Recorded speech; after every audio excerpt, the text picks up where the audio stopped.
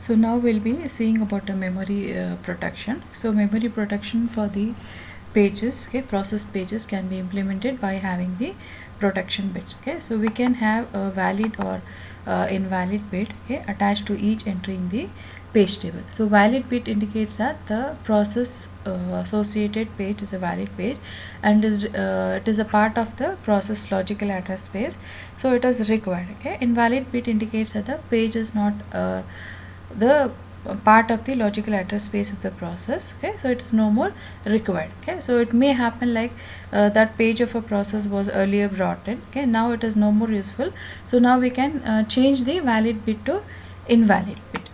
Okay, so now here just have a look at this. Okay, so now okay, so you have a process, okay, so which is having a page 0, page 1, page 2, 3, 4 and 5. Okay, so this is a page table, so we know that there is one page table for a particular process. Okay, so if you are saying an index, so it is showing that there are 8 page entries. Okay, 8 indexes have been shown from 0 to 7.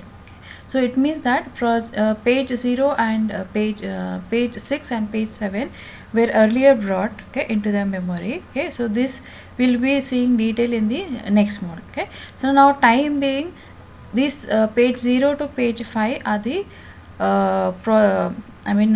legal pages. Okay, so right now belonging to the process logical address space. Okay, so but you have a unique page table for each process which shows the entries for all the pages belonging to that particular process. Okay, so right now the pages which are active in the main memory are page 0 to page 5. You can see that page 0 is stored at frame 2. Okay, so page 1 is stored at frame 3.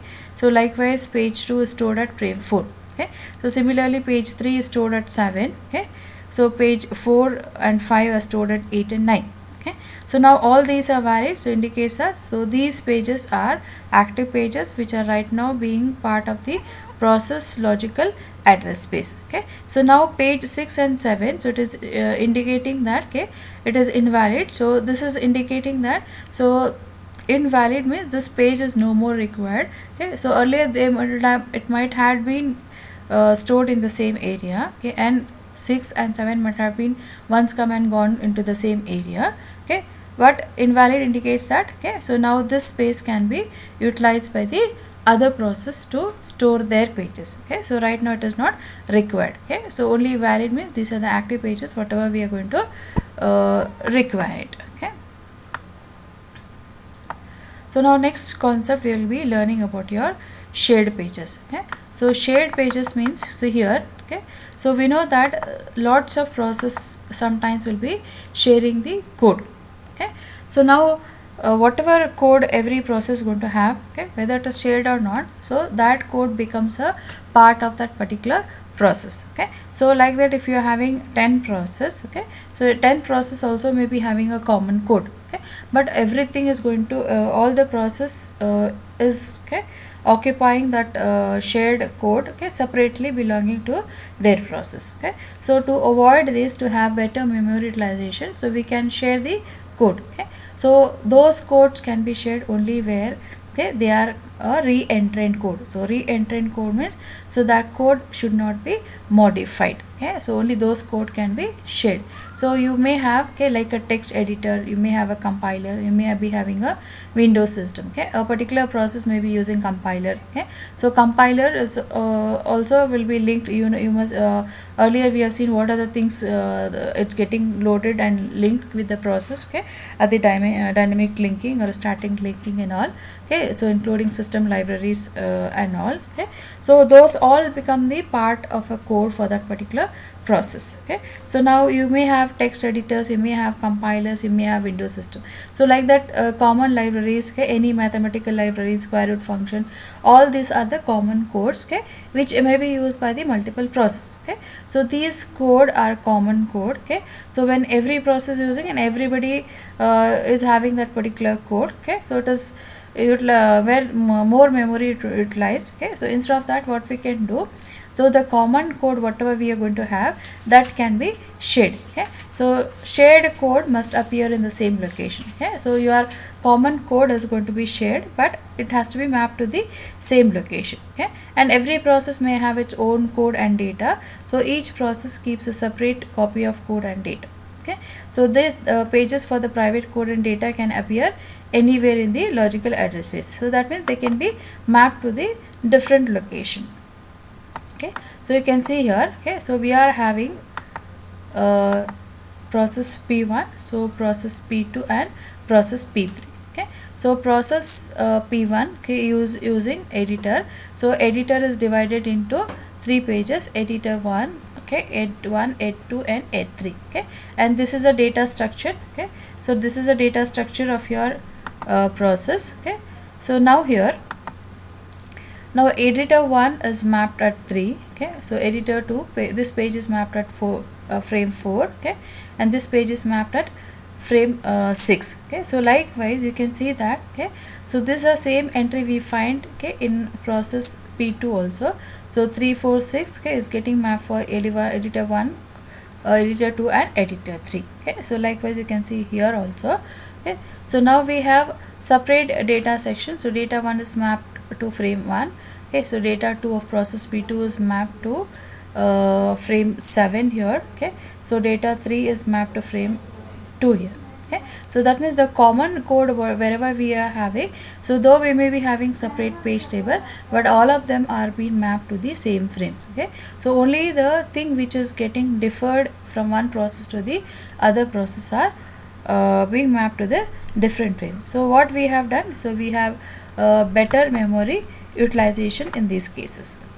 Okay, so now here, structure of page table. Okay, so now we are just seeing that structure page table. We just had a list of vector which is just showing some numbers. Okay, so when page, see, when you are having larger size process and all, when the size of your process is going on, so you may have multiple pages there. Okay, so even according to that, your size of page table also start increasing. Okay, so for that purpose we have 3 different ways of implementing the page table: hierarchical paging, hashed page table and inverted page table.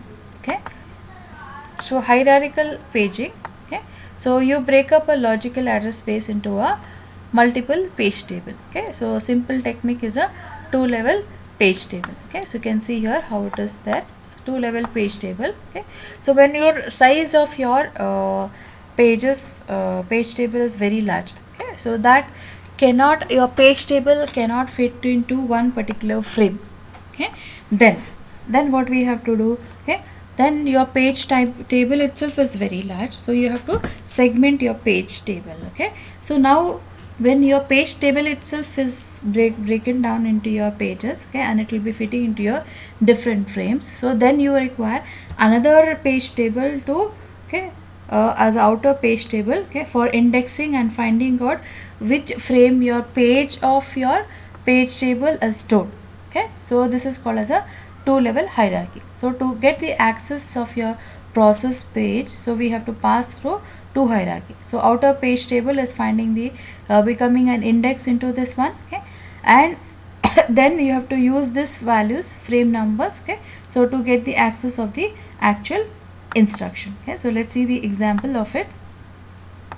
So you have 2-level paging example. Okay, so you have a logical address space, so which is 32 bits. Okay, so with 1k page size, so it is divided into 22 bits. Okay, and offset will be divided into 10 bits. Okay, now here this page number is 22 bits, to a 12 plus 10 is 22 bits, and offset is 10. Okay, now in this, okay, so page table is paged. Okay, now your page table is not a single page table. Page table itself you have divided into pages. Okay, now for this you need page number is further divided into 12-bit page number and 10-bit offset. Okay, so now you have P1 and P2. Okay, so 12-bit page number and 10-bit offset. Okay, so now where P1 is a index in the outer page table and P2 is a displacement within the page of the outer page table. So I'll just show you the diagram where we can understand what it is. Okay, so now here the logical address space. Okay, so you have p1 and p2, so 12, 10 and 10 bits. So this is forming a indexed into the outer page table. Okay, so this taking this p1 you are searching as an index. Okay, so this forming index into the outer page table. Okay, so here you get some value, so which is giving you actually the information of a page of the page table. Okay, information of a page table, and which is a index to a page of a page table. Okay, so it's actually a index to a page of a page table. So now here you are searching the page of a page table. Now when you search it here you actually get a frame number. So now using this frame, so with the value of your offset d, so you actually get the actual instruction being stored. Okay, so like that we may have there you had two level hierarchy. So three level means, so three levels you are making the page table, so if it has not been satisfied. Okay, so like that we may have a hashed page table. Okay, hash table where it's normally seen in the common address space where we are having more than 32 bits. Okay, so now virtual page number is hashed into a page table. Okay, so which contains a, this page table contains a chain of element hashing to the same location. Okay, so virtual page numbers are compared in this chain searching for a match.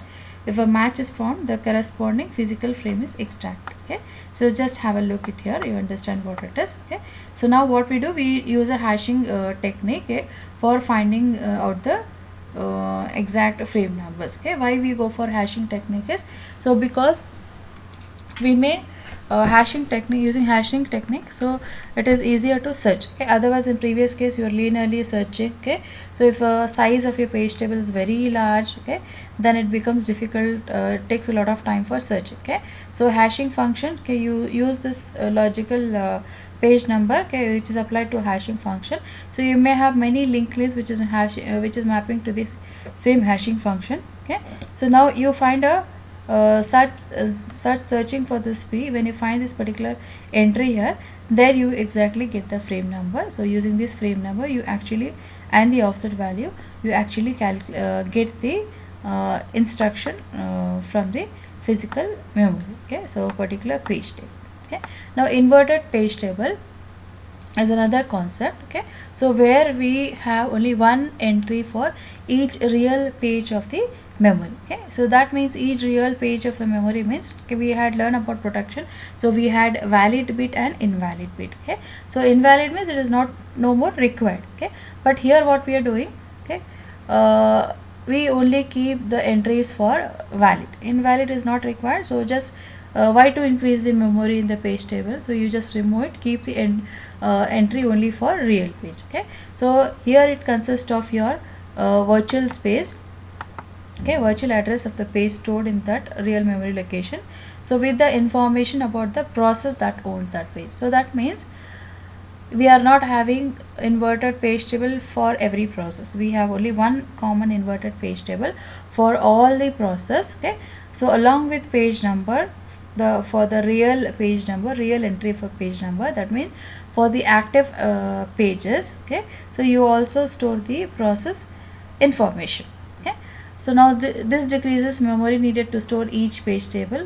Okay, so if you're having 10 process, you need to keep 10 page table. Okay, instead of that you just keep only one page table. Okay, and along with that page number you also keep a PID of that particular process. Okay, but increases time, but the drawback is it increases time needed to search the table when a page reference occurs. Okay, so to reduce this search time you can use a hash function, okay, hash table, to limit the search to one. Okay, or at most you can search for a few.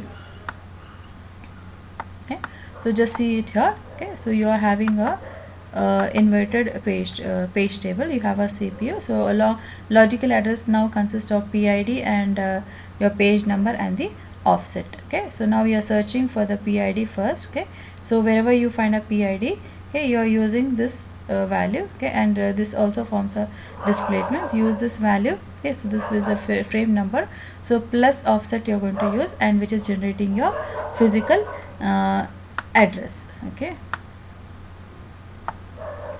So next concept will be starting with the segmentation. Okay, so paging technique we started because, okay, so paging was overcoming the external fragmentation. Okay, and in paging technique we don't expect to have the contagious, it is non-contagious, supporting the non-contagious memory allocation. Okay, so which was very useful for us. Okay, so wherever memory is available we can fit our pages into it. Okay, so now this another scheme which is supporting the users fee. Okay, so normally we view that a program as a collection of segments. Okay, so we view that, okay, so program is not just series of instruction, so it is a collection of segments. So the segments can be main program, procedures, functions, methods, objects, local variables, global variables. You have common block, stack, okay, symbol tables and arrays. Okay, so if you want this kind of representation, okay, so your this kind of scheme is going to support it. Okay, so segmentation scheme is going to support. So now the logical address space comprises of, okay, so this is a logical address space which is comprising of your different segments like main program, symbol table, stack, subroutine and square root function. Okay, so symbol table is nothing but, okay, so where we have a information about, okay, the entries, okay, of a variables, okay, addresses and all that, so that you will see detail in the compiler design. Okay, so now this is a logical view of your this is a user space where user may be viewing in terms of segments 1, 2, 3 and 4. Okay, now memory is also allocated according to segments. So you have 1, you have 4, okay, then you have 2, okay, and you have 3. So in this way your physical memory is allocated. Okay, now to support this way we also need a hardware. Okay, so like you had a paging hardware, okay, with a limit register and all, here also we need to have a hardware which is mapping your logical address space to your physical address space. Okay, so before going to that, so we will be having a look, okay, how your address, logical address is there. Okay, what else you need. Okay, so now we require, okay, so logical address space consists of two tuples. Okay, so segment number and offset. So there you had page number and offset, here you are having segment number and offset. Okay, so segment number, it maps two-dimensional physical addresses. Okay, so each table entry has, okay, so base and limit. So base contains the starting physical address where the segments reside in memory. So limit specifies the length of your segment. Okay, so segment table base register points to the segments table location in the memory. So that means it is pointing to the first instructions address in that segment. Okay, and segment table length register indicates a number of segments used by a program. Okay, so segment number S is legal if S is less than STLR, segment table length register. So this is defining total number of segments you're going to have. So in the previous case you had 4, so like that. So how many segments is that? Is just showing that one. Okay, so now segment architecture. Okay, so you, to protect that, we also have validation bit is equal to 0 if it is illegal segment. Okay, it should be 1 if it is a legal segment, and you can also have a protection right on that, read, write, execute privileges. Okay, so protection bit associated with segment. Okay, you can also allow, okay, to have a code sharing, okay, at a segment level or not, okay, whether you want that or you don't want that. So since segments vary in length, memory location is a dynamic storage location. Okay, at runtime you are going to allocate that because each segment may vary with the time. Okay, so now this is a protection hardware. Okay, so I mean segmentation hardware which is showing. So your CPU is generating logical address, we are having segment number and offset. Okay, so this segment number forms, okay, index in the segment table. So there you had page table, here we are having segment table. Okay, now here you are finding a limit. Okay, so limit for this segment. Okay, so you are checking a limit. Okay, that means how many segments you're going to have. So segment number should not cross the limit. Okay, so if it is less than, it's S. Okay, if it is greater than, so it is actually a trap. So if it is less than, then the condition is true. If the condition is true, so you are adding the offset value to the base register to get the access of your physical memory. Okay, so we'll just see the example how the values are there. Okay, so now here we are having So just have a look at this one. So we are having segment 0, okay, segment 1, segment 2, okay, segment 3 and segment 4. Okay, now your segment 0, okay, is having the limit, okay, limit. This is actually talking about the limit size of the segment. Okay, this limit is the size of a segment. So this base is the starting address of your segment. Okay, so you can see that segment 0 base value is 1400, okay, and limit is 1000. So that means the last instruction will be 1400 plus 1000 will be 2400. So similarly segment 1, okay, so limit is 400, the size of that segment is 400, base address is 6300, so it means it is starting at 6300. Okay, so limit is 400, so 6300 plus 400 will be 6700. So likewise you have segment 2 starting at 4300. Okay, limit is 400, so it varies between 4300 to 4700. So similarly we will be having the other segments. So like this we are having a mapping in this. Okay, so now here, okay, so these are the examples, okay, which are there implemented in different operating system in Intel and all that. So you can just go through that. Okay, so this